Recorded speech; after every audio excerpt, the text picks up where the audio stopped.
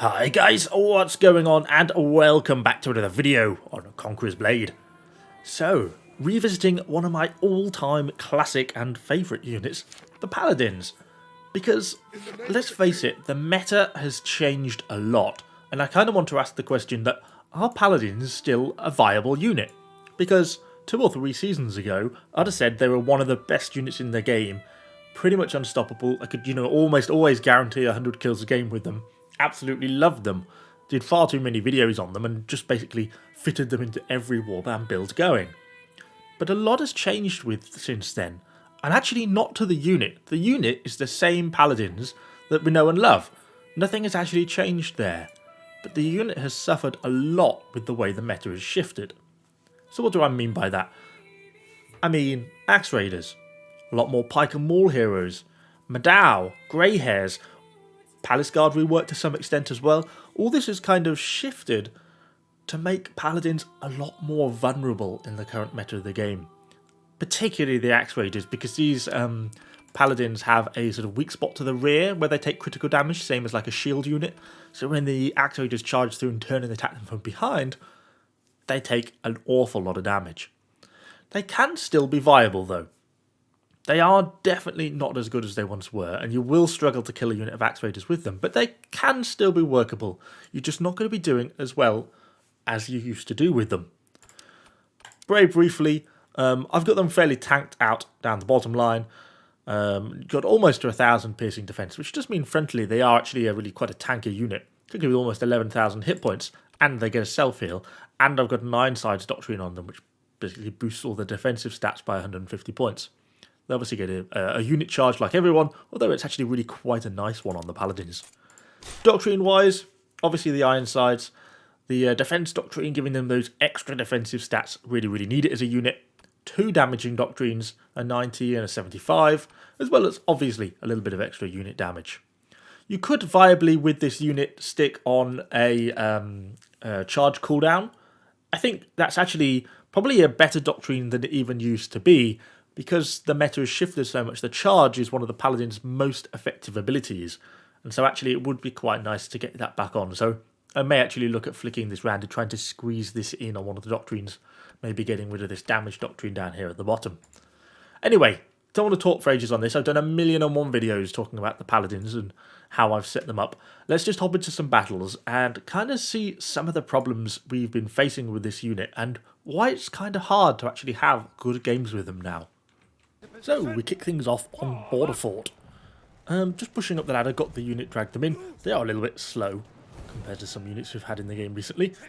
Pull them up the siege tower. We've already started to put pressure on the A points, so we've mostly got most of the enemy team pushed back. And I decided to wheel left since that's where most of the team is. As usual, we have a lot of range on the team already sort of suppressing the enemy, so they're kind of under quite a bit of pressure that side. So there's not actually that much stuff there really defending behind the gateway like there normally is. You normally expect a couple of units of Grey Hairs, maybe a Fort of Brashear, etc. But there is some Grey Hairs to the left, and that is going to make things a little bit difficult. I check right, it's clear, so I'm able to pull out into the open, line the unit up, go for the charge. We're just able to interrupt that short sword, and we get the full hit into the Grey Hairs. Grey Hairs are good, and they do hold up very well, but actually a full frontal Paladin charge just pretty much go through with Grey Hairs, particularly if you can interrupt the short sword and stop him from knocking your unit down, which is always helpful. And yes, I did accidentally press the Z key there unintentionally.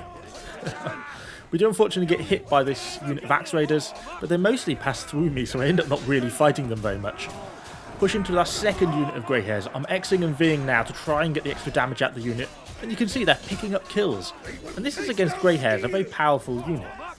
So they can still be effective, these Paladins, as long as they can maintain formation. Go back, go for the charge, getting quite effective. Kind of actually overcharge a little bit, but we're kind of through onto point, pushing through, and things are looking fairly positive. We get onto rate and start capping. So in that we can see that Paladins can still be very effective. We've dealt with about 3 units of Grey Hairs there, some Axe Raiders that, well, we didn't really fight for honest, but still we're kind of there. But now we get a proper Axe Raider fight. They clip my unit. Okay, I turn to deal with the Axe Raiders, but it's actually not the Axe Raiders that really gets me. It's the Maul from behind, which I take too long to realise. Look how quickly he wipes the unit. Basically 3 swings and the whole unit is pretty much dead. Because they get that rear critical hit, and I turned the unit to deal with those axe raiders, meant that they took even more damage than normal. And that really sort of just killed the unit there.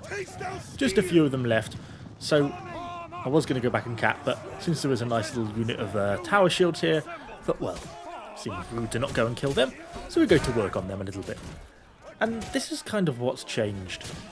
When Paladins were at their peak, we came across a lot of units like this. I mean, this is just an example unit, but a lot of units like these tower shields. And the Paladins absolutely massacred them. You can then see in this situation, the tankiness, the active block means that the Paladins absolutely dominate a unit like that and can do so easily. But now, it's not those units that they're facing very often. It's Madao, it's Greyhair, it's Axe Raiders, and that's really what has kind of killed the Paladins as a unit. Not that the unit has changed, but what they're facing, the meta, has now kind of shifted against them. But they can still be a fun little unit to get stuck in with. So we managed to get 70 odd kills with them or something, before we unfortunately eventually got pretty much overwhelmed. Tried to run down and have a little fight at the bottom, but with the amount of axes there were flying around and javelins and everything, the poor unit didn't really last very long. So that kind of then leads us onto the question, how do Paladins hold up versus Axe Raiders? So onto Orgolia, and an enemy hero pushes down along with his Palace Guards. Well, as they come across us, it gives us a good opportunity to get our charge in. Quite nice, quite effective. Again, Paladin charge, proving to be one of the better charges in the game. And we actually deal with these Palace Guards without too much trouble. These Axe Raiders, that situation, were kind of odd. I almost did a bad job in not anticipating them coming up, but they charged far too deep and went sort of way through me. I think trying to get some archers behind or something, I'm not sure. So it may have meant me to be able to mop up the Palace Guard hero and then push around out of the way. So we've now got this unit of Axe Raiders behind us. We've still got a pretty much full stack, but what I want to avoid is their charge really, for them to really be able to get directly behind me. So I decided to pull back just to cut off here, nearly walk into the charge, but just about managed to get out of the way in time. They go straight through, and I'm able to follow up behind. So now we can face them with a more united front, and we can actually get a charge off against them, which actually kills, well, I think just 1 or 2 of them, but it does quite a bit of damage. And then we're able to get to work with our hero. So then it just sort of becomes a fight between these Axe Raiders and the Paladins. And actually, the Paladins really do okay in this sort of situation. So long as you can avoid the initial damage of sort of getting the Axe Raiders stuck in the middle of the unit so they can sort of cause the critical rear hits on the Paladins, then one-on-one in a straight fight, if the Paladins can get the charge off, then you can win. So, yeah, it's not exactly easy for the Paladins to win, but it's doable.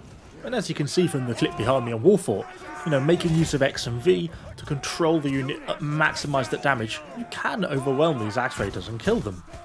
Unfortunately, in this situation, it was just a little bit too much stuff there, really. Tried to push back onto point, but it was slightly about 10v2, so it didn't really go very well. But still, we gave it a good shot, and it kind of shows a little bit what the unit can do against X Raiders. But, you know, 9 times out of 10, the Axe Raiders will kill you, and that's the problem, I guess, and that's why the unit is a lot less used than it used to be.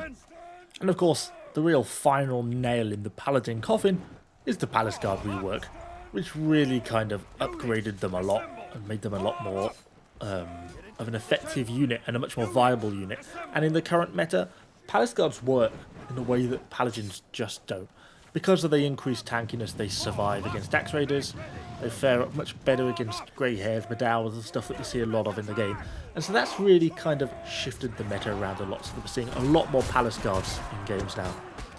Just going for a bit of a suicide charge with the Paladins. Quite effective, but also cost me the unit. Anyway, we will end the unit there. Well, we'll end the unit there. We'll maybe even end the video there. Hopefully you've enjoyed it. Let me know how you've been getting on with your Paladins. Do you still enjoy them? Are you still finding them viable? Or, kind of like me, have they really been sort of shifted out of the current meta? Anyway, thank you for watching, guys. I shall see you all on the next video.